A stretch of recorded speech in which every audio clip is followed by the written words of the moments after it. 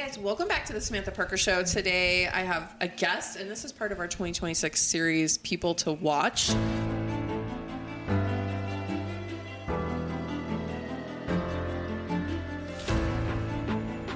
So I have curated, handpicked, and crafted. Well, I didn't really craft you, but I've crafted the episode. And so these are people that I really admire and I know are doing really, really big things. And Janet, you fit into this so well. So welcome to the Samantha Parker Show. Thank you. I'm so excited to be here. Yeah. Okay. We've only met once. Well, now twice, right? Mm-hmm. We haven't met outside of this, have we? No, we haven't. Just the impact walks. Yeah. So we do these walks here locally. They're called impact walks. And you came on one, which was so cool. I have met insanely cool people on these walks. Yeah, even just on that one walk, I felt so good when I left because I met the most amazing women. It's just one of those walks where I felt better after leaving. It was such a good space and energy that you created with the walks. Well, obviously as business owners, we have to network a lot and we have to go do things, but I'm to this point where I'm like, I don't want to do that unless I really like you. Like I would go to lunch with you, but you know what I'm saying? I don't want to go be on point at these meetings and do these things. But during the summer, I was like, but I want to do something. I want to create something where we can all come together. So I created the walks and it's been really cool. I guess the type of people that have shown up. Yeah. And I feel like even when you're walking, that's when you have more ideas flow through. And I feel like you're even able to have better conversation. Yeah, you came on the walk too, where we had it sponsored by Java Quest and they brought coffees for everyone. Yeah, that was amazing. That was fun, huh?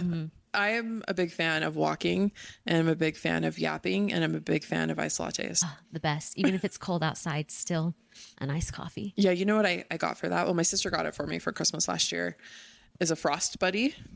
What's that? So it's basically just like a metal cup that you put your iced latte in. It's called a Frost Buddy.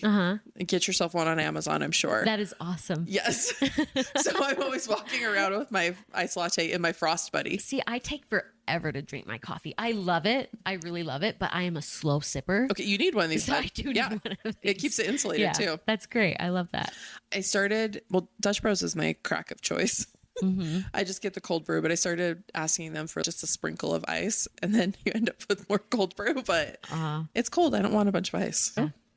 I just got an espresso machine. Or are you whipping up? I am in heaven right now. You're whipping up lattes? I'm having so much fun. I discipline myself to only have one cup a day. So I normally have it in the afternoon, but in the morning I kind of want it. I'm like, no, I'm waiting till the afternoon because when the afternoon comes and I already had my coffee, I get a bit sad. So I have to wait till the afternoon. Well, we recently learned from one of our clients, you can have 500 milligrams of caffeine a day. That's insane. That's what I said. And you know what? It's a doctor. It's Dr. Steve. We have to credit him. He's one of our clients. And he's known for athletes. That's for people who are active. The optimal level is 500 milligrams of caffeine. And I go, if I drink 500 milligrams of caffeine, I would pass out. I would have a heart attack. I would have so much anxiety from that. And you know what he said to me? He goes, well, you don't start there. Touche. So ever since that conversation, I've been like, F it. I'm done with that mindset of having to control my caffeine intake. But is that black coffee or does it matter? The other day I was talking to my doctor and she said for women, black coffee is really good for you, especially for your liver for women. See, what, it's perfectly fine. Right. So you should definitely be treating yourself to a morning and an afternoon espresso. That's all I'm saying. I need to start with morning with it maybe black and then ease to like having a latte in the afternoon. Well, how many shots of espresso are you having? Because I feel like you could really 3. Okay. You could have an afternoon espresso. Probably. I'm just trying not to go crazy. You're like, shut up. I guess I'll just test it out. You're like, I'm over here trying. You're bad influence. Be quiet. I am. And I'll drink more caffeine. Sometimes I think it's a mindset. And you're big into that too. Yeah. Right. Sometimes I just have to change my mind about things. And then I was like, I'm only having like my 1 coffee a day. And then I have 2 Diet Cokes. At least it's not pounding Red Bulls. Well, yeah, exactly. Okay, so let me introduce you. I have a really good intro wrote up, so I'm going to read it, which I usually don't, but I just really like it. Okay, so today's guest is Janet Zitting. I got it right? Sometimes people are like, no, it's pronounced Zitting, or you never know. It's Zitting, but if you want, you could even say Janet Z, whatever. Ooh, that's sexy. Okay, so today's guest is Janet Z, and her story is one that stops you in your tracks. So Janet grew up in a polygamous family, which isn't unheard of for where I live in St. George, Utah. So I've got some questions here. with 44 siblings inside a high demand religion. And I'm assuming that's the FLDS religion. It's a cutoff from that. Oh. Yeah. What is it? So they call it the work, but the religion was, yes. Is it a cult? Yes, it's a cult. They wouldn't say it's a cult. They wouldn't say that. I usually call it high demand religion, but yeah, it's all in all, it's a cult. So it used to be all one religion, but when his dad passed away and Warren Jeffs came into power, that's when the religion split. Okay. So one went one way, one went the other way. Yeah. So context for people who aren't familiar. I feel like anyone you talk to in St. George is going to know that name. Right. So Warren Jeffs, his dad was originally the head of the FLDS church. Yes. Which is that polygamous branch off of the Mormon church. Mm-hmm. Yeah. And they're crazy. They live in a community not too far from here. I shouldn't say they're crazy. They're lovely people. A lot of them are lovely people, and then a lot of them are crazy. But it's also a cult. Yeah. It's definitely a cult. Yeah. Okay, so you're in an offshoot of this. 44 siblings. How many moms did you have? 4. 4? Mm-hmm. Oh my God, that's 10 kids per mom. Yeah, my mom had 12. I'm her 11th. What? Kid. Yeah. My second mom had 13. Oh my gosh. And the other 2 had 10. They only... And I'm like, I had one baby, and I'm like, girl, like, how did they have so many kids? Could you imagine just being pregnant for that long too? No. I'm still breastfeeding, but even then, I'm like, my baby's 1. And even then, I'm like, I can't imagine doing this for years and years, like over a decade. Well, yeah. So 10. So let's take 10. My mom had a baby pretty much every 2 years. Yeah. Yeah. Oh, that's so bad for your body. Yeah. Oh, okay. So anyways, you grew up in a high demand religion that shaped every part of your identity, beliefs, and future. Leaving that world wasn't just a lifestyle change. It was the beginning of a deep self-development journey. And I know a lot of people come out of there and they have to figure out all kinds of things about life. Plus you grow up just wild. But I think what's really cool though, is if you've taken it and now you do manifestation and mindset, and you help women understand how one shift in perspective can change the entire trajectory of their lives, which I love. And this is exactly why I think you're someone to watch in 2026. Thank you. Well, then you also have your own podcast. I do have my own podcast. It feels like such a baby podcast because honestly, I just hit record on my phone. Ooh. And just when I usually have inspiration come through, it's when I'm in the car or just after the gym or anything like that. And I have to press record then, or it's just not going to happen. Do you find it like very therapeutic too? Yeah, extremely. Yeah. Yeah. I recorded some podcast episodes that were about my ex, so my daughter's dad. And I hadn't really ever talked about it for years. Everyone who knows me knows that what I went through. And I was like, this will be so great just to lay it all out there. Never said his name or anything. But even just doing that, I was like, this is my story and I get to tell it. Right. It was so amazing. Did you feel like a huge weight lifted off of you just owning that? Absolutely. And it's not, you can't even find it. It was like a different podcast that I had. It was like a baby podcast. And I was just like, record, send. And it just feels so good getting that out. I mean, that's reminded me of me just leaving this religion, because a lot of my life it's hush, don't talk about things, stay hidden, keep things kept. Because growing up, I grew up in Salt Lake. Oh, you didn't even grow up in that area? No, yeah. My husband grew up in that area. Were you just living in, where'd you live in Salt Lake? Riverton. You're just living in a normal city? Yeah, I was in Riverton, Utah. What? We all grew up in one house. So eventually like the house was, they added on to the house. And there was one point in my childhood where there were 16 girls in one bedroom. Oh my gosh. Yeah, it was a big bedroom, a lot of bunk beds, a bathroom, a vanity. That it wasn't too long with 16 of us in there. It was when they were working on other parts of the house. But I'd say for most of my childhood, it was me and 7 of my other sisters in one room. What? Yeah. That's wild. And for me, that was just normal growing up. Yeah. And then you guys, typically, you were probably homeschooled, right? Mm-hmm. And then you probably attended a church with just other people like you. So you didn't. Exactly. Yeah. Yeah. So for me, I was actually the last one to be homeschooled. All of my siblings under me started going to school. Oh. After my older sisters, they were getting married, and a lot of them helped raise the kids. So when they were off getting married, it was too much work to homeschool the kids. There were so many kids. So that's when the kids started going to school. And my siblings were going to 3 different schools. Was it that type of hush hush, words. Was it that environment where it was like hush hush? You didn't want people to know that you were living polygamy? Yeah. Yeah, very much. Especially when I was really little, because my parents had the risk of going to prison. So I remember even as a little girl, I would hear a police siren and almost have a panic attack, worried that they were coming to my house, which a little kid shouldn't have to feel that way. It's crazy how they even instilled that into us. And we could, like, even in the front yard, if a car was coming down our road, we had to hurry and run in the house so they wouldn't see us. But all of our neighbors knew what we were.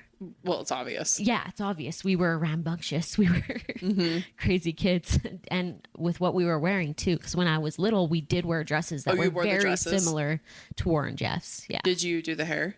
No. You didn't do the fluffy, what is that? I don't even know. I don't know fluffy either. fishtail French braid with There's a rumor that the higher they had it, the closer they are to heaven. I don't know how true that is. I don't know. I had some friends who were in that religion and have left, and I should ask them about that. Yeah, the people I know that were in that, where they said they didn't really know why they did their hair like that, but I think there were a lot of things that they had to do that they didn't know why they were doing. They just had to do it. Yeah, it was crazy.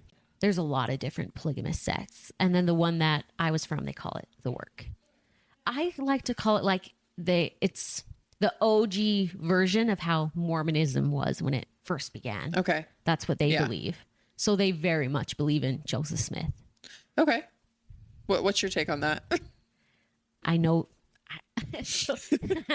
How real do you want me to get? Well, okay, this is my question really for you, right? Is since leaving basically a religious cult, how do you interpret God, or how do you move forward that way? Did you go through a phase where you were like, F all this? Yeah, I don't see God as a big man in the sky. Even the word God, I honestly don't even like saying that much for myself. I like to call it the universe. Yeah. So I believe that we're all connected and there's something bigger than us. There's something divine, but I don't see it as a big man in the sky. Well, yeah, I'm not quite sure, what God is essentially, but there's definitely something. Yeah, there's definitely something. You know, and I don't think that our minds as humans can comprehend it. Yeah. And definitely not in the sky. That's like UFO territory. But I'm a big believer in God. Yeah, I love that. Yeah. And I think a lot of us are. I think we just have different words for it. Like for you, God is God. And for me, it's the universe. Yeah, I actually recorded a podcast episode not too long ago where I was talking about how for the longest time I just skirted saying God, because when you grow up here in Utah, I did not grow up Mormon, but obviously I'm very, very familiar with the Mormon religion here. You get a lot of people coming out of Mormonism who are just like anti. So at what age do you feel like you really started to question the belief system that you were in? I think I came really aware of that starting to at 16. And then I really started questioning it at 17 and 18. And then I left the religion when I was 19. Okay. So I have some siblings who knew from the get-go when they were younger that it just wasn't for them. Yeah. But with me, it's like I didn't even know that was an option in my brain, that I could think that it wasn't for me. I think I was just trying really hard to make my parents happy, mostly. And so it didn't even cross my brain until I was getting into my upper teens. Yeah. So what was like your first thought? Were you being pushed to like marriage? So in the religion I was from, we weren't allowed to date. So a lot of us would date we would do it secretly. So I had a secret boyfriend, and one of our biggest arguments was if we weren't meant to be together. Because in the religion, there's arranged marriage as well. So the women go to the leaders of the religion and they say they can give a name of who they feel like they're supposed to marry. And then the leaders will pray about it and they will tell you if God told them yes or no. And then, or if you didn't give a name, they will just give you a random person. Yeah. So with the arguments with my boyfriend, he was like, what if we're not, why are we dating? What if I'm stealing you from who your true husband is? Oh, okay. Yeah. And I would say, why would I go to them to get married and not marry you? That was our biggest argument. But he had a lot of guilt, feeling like he was stealing me. Oh. As if I was property to be stolen. That's really from weird. This hypothetical though, husband. honestly. Yeah. The whole thing is super weird. The polygamy in general is super interesting. Right. I had fear when I was younger too of marrying an old man as one of his wives, like especially the leader. I was so scared to marry him. And I'm thinking of how brainwashed I was. Even as a little girl, I was 7 or 8 years old. I was drawing a piece of paper and I was drawing a husband and wife on a bench with the husband's arm around his wife watching a sunset. I was drawing that and my mom came up to me and looked at it. She said, "Oh, that's cute, but you need to draw another woman." Oh. And I was just like 8 years old or whatever. And I'm looking at it, I'm like, oh, dang it. And I just remember my heart sank in that moment. And I'm like, okay, Mom said, and I had to draw another woman. And I have that paper still, and you can see it where I scribbled his arm and had to draw it up with his arm around a woman. Oh, you do? Yeah. That's crazy. I still have that in storage somewhere, but yeah. You're like, I could produce it. Yeah. But also weird, right? Mm-hmm. Do you have a relationship with your parents now? My dad passed away, and then my second mom passed away as well. My mom, I don't know, my relationship's with her right now. And then my other two moms, yeah, it's fine. Do you get to talk to him, or is it like you're out? Mm-hmm. Sometimes it's like you're out, do not communicate with them. Yeah, it's not like that with my family.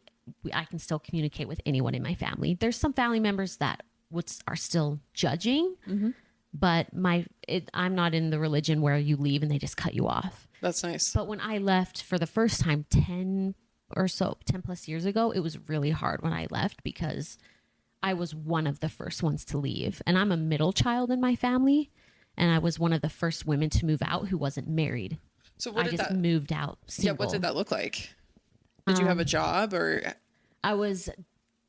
Before I moved out, I was just a nanny for a lot of families. So that's basically what I did. But for a lot of families, I also did it for free too. And that's even what I did growing up. That was my main job growing up, was raising my siblings. That's why I was the last one homeschooled, because I couldn't go to school because they needed me home to help raise the younger kids and cook food and clean the house. I have two siblings the same age as me who went to school. Oh, but I, for some reason yeah. They were like, she's going to stay home and do it. Yeah. And I had my online school that I was doing and I graduated from that, but it's still, it blows my mind now thinking about it that way. Wow. I had to stay home. Like they needed me home to help run things. I know, but that happens a lot in big families. It does. And if you ever watch the Duggars on TV, the older kids always had a younger kid they were assigned to. That is taking definitely care how of. it was for my family. Like my older sisters, they were like my mom.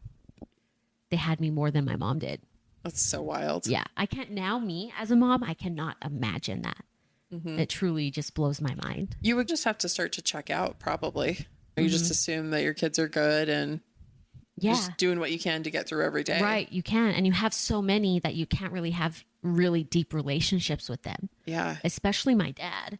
He was gone to work all the time. And then when he was home, he was stressed from work or tired from work. And then he had all these wives he had to take care of too. Like it was hard to have a deep relationship with him. Could you imagine coming home? You guys were all in one house? Yes. So he would come home to 44 kids? Yeah. Well, at one point, my older brothers started moving out as my younger siblings were born too. Okay, but at any given time, it was like 30 people. Oh, yeah, 30 plus. Yeah. Conservatively. Still a lot of kids. Yeah, I think there's 15 bedrooms, 13 bathrooms, or I might have that switched in my house. That's a lot. Yeah. It's so crazy. Did the moms have their own rooms? Yes. They all had their own rooms. My dad had his own room too. Oh. So would the moms go to his room? Yes. Ugh, gross. Yeah. They were very, very private with that though. They still wouldn't even talk about it. Well, yeah. And even when I was a kid, my mom had to sleep in my room sometimes because when I was really little, I don't think they all had rooms. I think some of the wives had to share rooms when I was really little.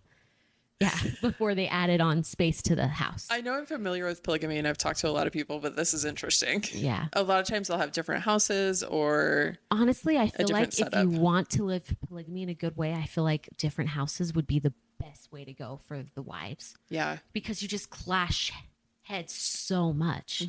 And then you're constantly seeing your man with another woman. I feel like if you had your own space, I don't know, you could just curate it better and be less in fight or flight. The whole thing, though, is just, I don't know. Yeah, even though I grew up in it, it's weird to me. Yeah, and then they put that religious component into it. So you feel like you're damned. Yeah. And you better get in line. Yeah, they feel like that's their only way to heaven. Yeah. And so they have to do it. So when you left at 19, did you just move out on your own? What'd you do? So I left emotionally at 19, but I was still living at home until I was 20. And then I physically moved out at 20. So what happened was growing up, they teach you that it's such a privilege to be a sister wife and to live this type of lifestyle. But when I got older, I started having real conversations with women of how hard it truly was. And that's when things started to shift in my brain to be like, oh, wow, this is actually really fucking hard. Like, life is hard in general. I don't want this type of hard. This is not for me. And then that's when it really hit me where I never truly wanted it. It really never was for me. But I was programmed so deep from such a young age, my whole life, that I didn't know it was an option, that I couldn't live that way until I was like 16, 17 when I started questioning it. Wow. Yeah. Huh. Okay. So eventually, like, you move out and you've had a nanny job. And then what did you do? When I moved out, I started working at Chick-fil-A, and I didn't even have a car when I moved out. I had a bike that I rode to work, or I would walk to work sometimes. My coworkers would drop me off back at home. And then even my mom came from her house and took me to work, or took me back home sometimes. That's cool though. Yeah. Yeah. She was very supportive. When I moved out, like with me needing rides and stuff. And then after 6 months of doing that, I got a car. Oh, cool. Yeah. I love that. Okay. So then eventually you get married and now you have a baby. Yeah. So me and my husband met years later. Well, I guess not too long, because I guess I met him at 21. So it wasn't that 6 long. months later at the Chick-fil-A drive-thru. No, he was renting a room from my brother, actually. Oh. Yeah. So I went to my brother's house and I saw him there, and we were friends on Facebook, and he messaged me on there months later and stuff. But he was from the same religion, but we grew up in different parts. Like, he grew up by Colorado City, but a different religion. He was actually born in St. George. Then his family moved there and joined, where I grew up in Salt Lake. And then he moved to Salt Lake when he was 17. Okay. And yeah, we met there. That's awesome. Yeah. Okay. So when did you kind of start to change your mind around, I don't have to follow this? We can just call it a cult if you're okay with that. I'm okay with that. Yeah. I usually call it a high demand religion just because I have family members in it. And even though it really is a cult, I try to, I don't know. Okay, I try to not be as abrasive, but you can say cult. It doesn't offend me. No, I totally feel you. A high demand religion has all these like boxes and stuff you have to tick, and they're telling you how to believe. They're telling you what God is, what to wear, down to who you're going to sleep with, essentially, literally, and how many kids you're going to have. So when you started to leave that, so you left it, right? But when did you kind of start to find your own, where you're like, hey, I want to talk about manifesting, and because obviously you would have had to change your mind about yourself before you could start helping other people. Yeah. So I hung out with a coworker and some of his friends. And one time I was sitting in a circle, and there was probably 8 of us there. And every single one of us had a different religion and different backgrounds of where we're from. And in that moment, it hit me that, wow, you can be a completely different person and still hang out with them and have a good time. You can choose your own life of what you want it to be. Whatever you choose to be, what you want to live your life, there's not right or wrong. It's just however you want to live your life. So with me, when I started leaving myself, it's what is a type of life that I want to create. And I started seeing some posts online about manifestation, and I was interested in it. And I started reading up on it. I watched The Secret. I'm sure you've heard about The Secret and everything. That was like the first It's the gateway introduction. drug. It really is. It is the gateway drug, for sure. And I also went to some personal development courses and had a weekend with that. The first time I learned that I really loved it is I went into a personal development, what would you call it? Like a seminar. Yes. That's the word. Conference. I think that was the word that I was looking for, conference. And it was just for a weekend. And I learned so much about mindset at that conference, and it just really fired me up. And then I signed up and went to them once a week for 3 months. And then after I did that, I volunteered as a coach. So I was able to coach other people. Oh, that's cool. And that just fired me up so much when I was coaching other people. What program was it? Or it was with Lighthouse. Oh, I don't think I've heard of it. Yeah. That's awesome. I feel like I might have the word even wrong, because this was over 10 years ago. Yeah. You're like, listen, it was cool. It changed my life. It was cool. It changed my life. I'm postpartum. Sometimes my brain glitches right now and I can't even think of words. My youngest is 14 and well, now we get to switch into perimenopause. Oh, That's yeah, where I'm at. that's fun. I don't know. I don't mind it. Someone told me the other day, they're like, once you go through menopause and you don't have a period and all of a sudden you're like, I am free. I feel like that's probably in that, well, a lot of women change their life around a lot of that, around that time. Why do you think that is? Do you feel like it's because they realize they're just done putting up with things and they only have a limited amount of time on earth and they just want to live it to their fullest potential? I turned 40 this last year. I'm really, in February, I'll be 41. And even that was life-changing. And I would say things to myself. I'd be like, oh, I'm 40. I'm not going to listen to that anymore. And it was even just things where maybe you're like, oh, I better make sure that my mom, da, da, da, da, da. I'm just giving random examples. And then I was like, wait a minute, like, why the hell would I care? Right. I've lived on my own since I was 17, just different things like that. Or I was like, why would I care if what they care that I'm wearing? I like these pants. It is, you just really start to realize how much of your life is wrapped around that. And I do think it's an age thing. Like the older you get, all of a sudden you have less fucks. Yeah. And I can't tell you why. I don't know. I don't know why, but I enjoy it. That's awesome. I feel like that even in my 30s. Yeah. Oh, for sure. Less fucks. I feel like how we're going through your timeline. I'm just like, your story's really cool. I love all questions. Yeah. So I'm an open book. This is what I talk about on TikTok mainly. Oh, I love me some TikTok. Yeah, I love it so much. So I like to go live on TikTok and talk about my background, and I'm just answering so many questions on there, and it's really fun. Usually a lot of people show up live, and it's so fun for me. Since I've had my baby, I haven't been on it as much, but I've been feeling myself pulled to it more to go live more. Oh, I used to post every day on TikTok and be me just like sitting and like talking. But I would say it's been about 2 months. I just took a little like posting pause. It's been really lovely. I feel like you have to do that with TikTok mainly sometimes because it can really be so much. Yeah. And I'll be like, oh, I'm going to jumpstart my TikTok again this week. And then I'm just, I think I'm okay. And it's not like a scared thing or anything like that. I'm just in that space right now. It's nice. And to be honest, we make, for my company, we make hundreds of TikToks every week that go out. I'm just kind of listen. Yeah. You got to have that ebb and flow sometimes. You really do. But okay. So you go to this mindset thing, you end up teaching. What do you feel like is one of the most beneficial pieces of advice that you got out of that like you implement every day? That is such a good question. The biggest thing that is standing out to me, that there's so many, I'm trying to figure out how to word this, where there's so many made up rules that we just apply into our life, where some of them don't even exist.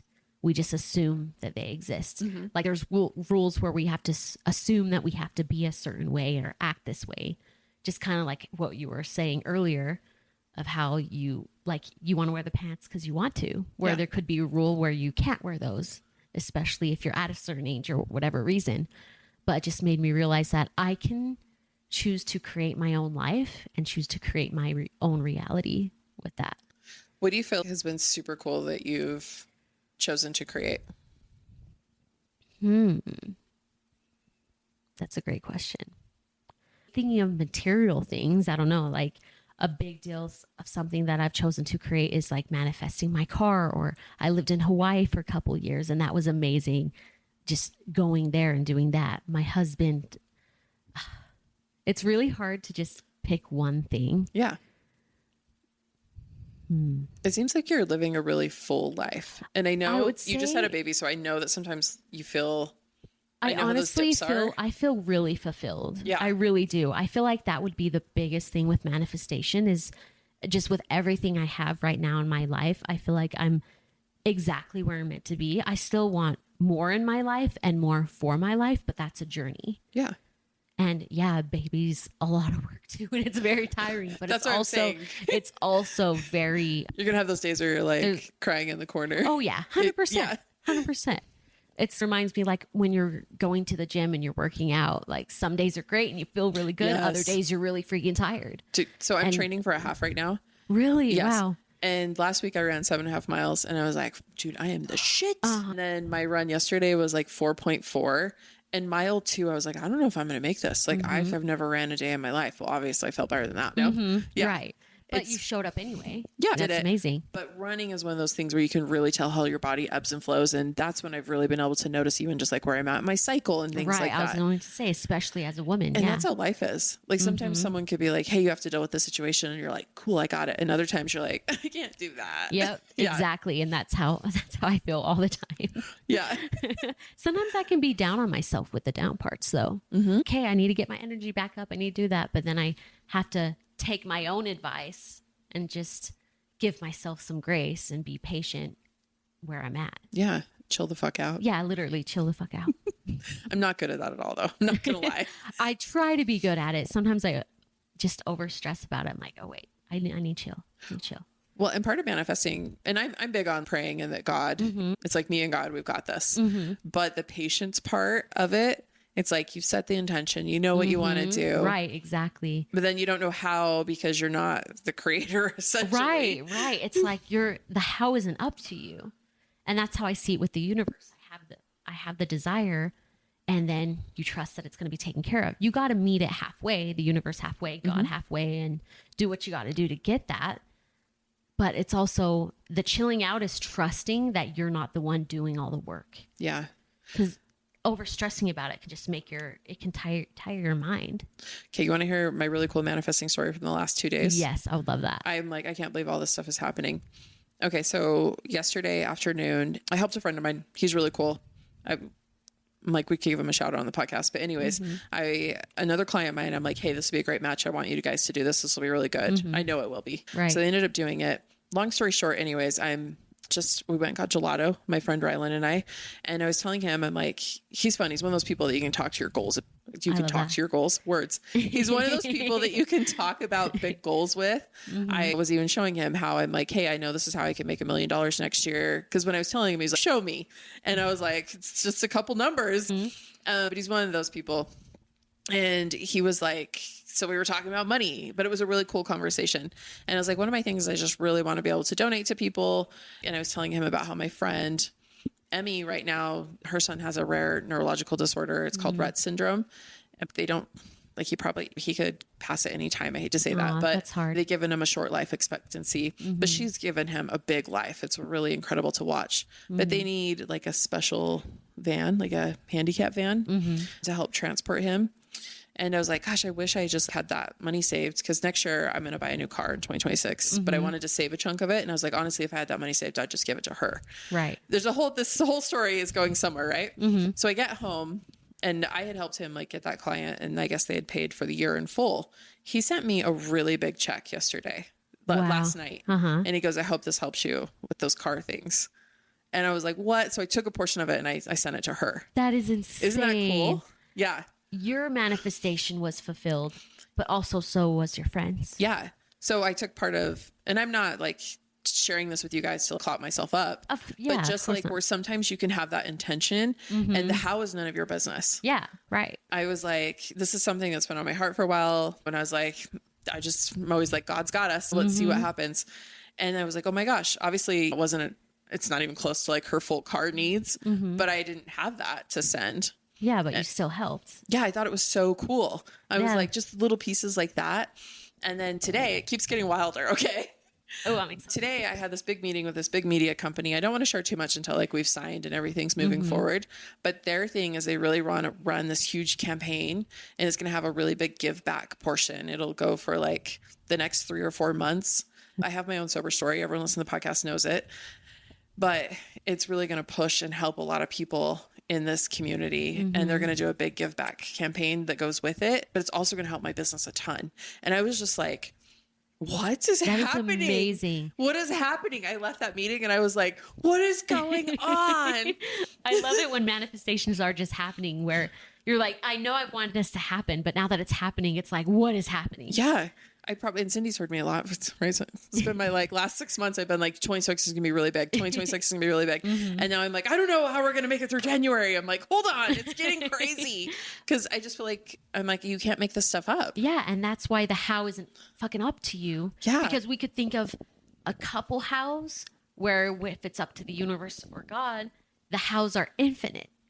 And and it just happens in the best way that it possibly could. I know. And every time I'm like, nobody wants to hear me talking about being sober. Like this little voice in my head, and God is, I need you to tell your sober story. I just need you to keep telling your sober story. So I'm like, okay. Well, you're not the only one that has gone through that, and you can help someone else. Yeah. Like it really is important. Well, even just, oh my gosh. Where's my cord going? Even just like you. I'm gonna watch us spill the Diet Coke. Do not spill the Diet Coke. That's my afternoon Diet Coke. But even just like you were saying, you went through something, you went and learned like how about you can change your mind about yourself. And I remember those first days, like watching The Secret. And I remember my husband came home and I was like, babe, I think we can change our lives if we change our minds. And he's what? Like, and we both went in this, you turned into a little bit of crackhead there for a minute with self-help. But once you get it, you're like, okay. Yeah. And then you can ease up a little bit. Yeah. That's why it's even sometimes hard for me to even come back to it, because it's such a norm of how I live my life, and I'm not so deep into like just that crackhead energy into it. It's hard to bring it back, if that makes sense. Yeah. So you change your mind about yourself and you're like, I'm going to help others. And even sharing your story today is helping other people. And there might not be anyone who's lived polygamy that's listening. Right. But you might have lived a shitty situation, or maybe you're in a situation right now and you're like, okay, I'm the only one who can help me out of this. Yeah, and it's hard because you let a lot of people down when you leave something like that.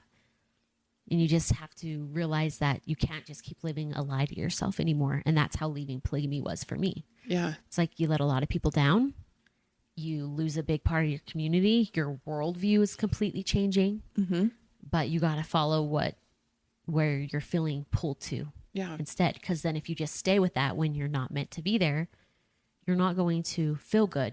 Like with some people, you could probably even get sick or be stressed out all the time. So I think you're doing big things in the world. Thank you. You could have easily just hid and been like, I don't want people to be mad at me. I could have been someone's wife right now and just be a baby machine, like an old man's wife. Oh, that does not sound fun for me, because there could have been situations, so many, where I could have been one of their wives, and I'm just so glad I'm not. If you even think of like the sexual trauma that these women go through, these younger, and they're young, they're so young.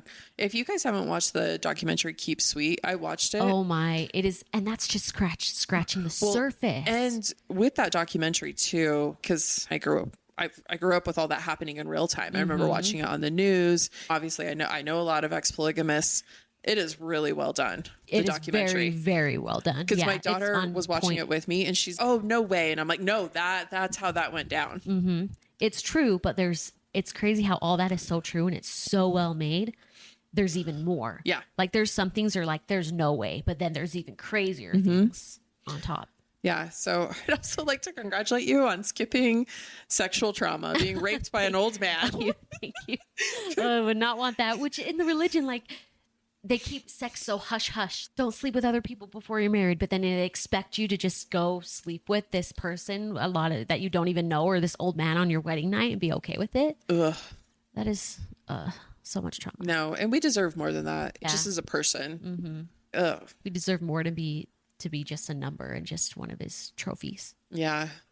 Gosh, plus I don't know why we're talking about this, but even just think about the amount of times you'd have to have sex to produce a baby with someone where you're just laying there and you don't even know what's happening to you as a young girl. It's ridiculous. Or just have a baby and then having this fear that every time you have sex, you might get pregnant. Yeah. And you're not even giving your body enough time to heal. I'd be one of those people who somehow like sneaking the Plan Bs down at the corner market. Yeah, for real. I'm huffing them in the bathroom. I'm like, we're not doing this. But you're also in the mindset that you're supposed to be populating the kingdom of God. Yeah, they're creating, the army of Jesus. Yeah, poor Jesus. That's not what I meant, guys. That's not what I meant. But it's crazy because a lot of women wouldn't even go get Plan Bs because they think that's what they have to do. Yeah. If you're getting to that point where you would be popping Plan Bs, you'd be making an escape. No, you'd be bouncing. Yeah, for sure. Right. Yeah.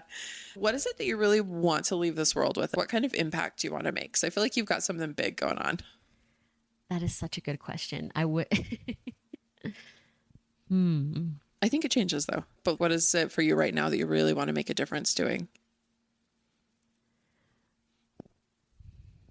Can can I take a second to think about this? Because I definitely want to think about it for a sec. If someone asked me right now, I'd be like, shit, I don't know. Because there's so many I things mean, I want there's to. so many. Like right now, it's like I want to make a big impact in the world and show people that life can be beautiful and amazing. Yes, there's a lot of shit out in the world right now, but there's also a lot of beauty. If you think that there's only shit, that's all you're going to see is only shit. If you believe that there's beauty, then you're going to start seeing the beauty. And I don't know, that's just so big for me right now because there is so much going on. And especially as a mom, I want to see the beauty because my son is here in front of me right now. He's playing and I want to be present with him too. If I'm thinking about all the shit that is going on, I disassociate and I'm not present with him. And I also want to create a beautiful life. I want other women to know that they can have a beautiful life too. So I have to live it in my own life, if that makes sense. Oh, absolutely. I used to call this every day you have to look for the glitter. The glitter's not just going to find you because it depends on the lens that you're viewing the world with. Yeah. And even things like, I get up and run in the dark staring at myself on a treadmill. But there's like really cool on the way home, I get to watch the sunrise. So it could be hyper fixated on that, or it could be hyper fixated on like the whole big picture. But I used to call it the glitter. I went through a really awful depressive episode and it was before I quit drinking. It was great because I don't have that anymore. Imagine that.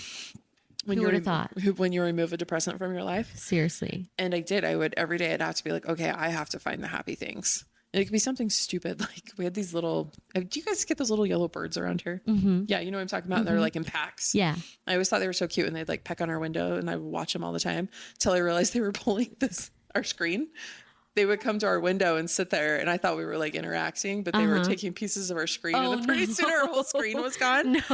But it was just little things like that where I was like, okay, that's awesome. Look at those little effers building their nests with our screens. They use their resources. Yes. But it was just like stupid things like that where I'm like, that's cool. But it's not stupid though. Like we think it's stupid little things, but I think it all comes down to the little things. It is. Little things, even my husband will tell me this all the time. Because you know how they're always like, every time you spend money on a latte, you could have bought yourself that self-help thing. And my husband's great because he's like, Sam, getting a latte brings you a lot of joy. Yeah. Why are you so in your head about it? Yeah. And you work hard. You deserve that latte. Yeah. And it's things like that. Yeah. So yeah, that's what I hope people get. I love that we rounded it back to lattes. Oh, I do love a good latte. Me too. We did. It was full circle. I hope you guys enjoyed this. Bye. No. Okay, but really, your Instagram handle is Manifest More Magic. Oh, and that's what we all need to do in 2026 is manifest more magic. And what is your podcast called? Manifest More Magic with Janet Z, same thing. And then even my TikTok is the same, Manifest More Magic. I would say I post on TikTok even more than Instagram. I still do on Instagram, but TikTok usually. Yeah, I've had some really good momentum on TikTok, but when it drops in of what I want to start doing on TikTok again, you won't catch me holding back. That's for sure. I love that. I'm one of those people. I'm like, we run, we don't walk. That's why I love TikTok because I don't hold back on there. I don't know. I don't know. Just the energy of it. Well, how I explain it to my clients is like Instagram, it's pretty and we have our aesthetic and I'm like, sometimes that makes me crazy, but I like to curate it. And I'm like, TikTok is ratchet. I'm gonna record them in your car. I would prefer that you're sweaty after the gym. I want you eating food while you're talking. I call it Ratchet Land. I love that. It's, I don't know. To me, it just seems more real. Well, exactly. And I do enjoy curating. You know, I'm like, oh, it's fun to create and curate this fun thing. And I like to edit my photos. I'm like, oh, that's so fun. And pick songs. That's fun. But TikTok is. Yeah, it is fun. This is who we are. And then I'll say Instagram, like Instagram stories is where I post about my podcast more too. Cool. Awesome. Well, is there anything else like you want to share? Nothing's coming to mind. Nothing except for everyone needs to create more magic. Yes, everyone needs to create that little bit of glitter magic into their life. Well, thank you so much for your time today. And thanks for being here. And I can't wait to see now. Okay, hold on though. Now you have to do really big things in 2026 because I've said that you're going to. So 2026 feels really good. Yeah, it does. It feels really, really good. It feels big. Yeah. And I'm not usually one of those people I'm like, this is going to be our year. But I'm like, oh no, it just feels like something has shifted in the winds. It does. It feels different. Yeah. So I already know you're going to do big things. And now I'm holding you to the fire because I think you're amazing. You have a great energy. When we were walking and I was like, you're going to do my podcast. And you were like, oh, okay. And I'm like, yeah, that's what we're doing. I just think you're an amazing person. You have a great energy and I can't wait to get to know you more and see what you do this year. Thank you so much for creating this space. Like I was nervous coming on here, but even just hanging out and just your energy and your aura just made me feel so much more relaxed. And well, I did have my fly down for part of the recording. You're like, did you know your zipper's down? I was like, no, thank you. Did that help? I did that for you. Thank you so much. You took one for the team. That's mortifying. But thank you so much for coming on the podcast and thanks for your time today. Thank you, Samantha. Hey guys, thank you so much for listening to the Samantha Parker Show. I wanted to let you know that you can head over to Substack and you can subscribe to Sam's Sober Club. I've got a lot of really amazing episodes over there, like my 30-day sober journal and some subscriber-only content. I also blog about your first 30 days being sober, your first day sober, your first year sober. I am sharing it all over on my Substack. So come join Sam's Sober Club. We've got it linked up in the show notes. And thank you so much for being here on the podcast.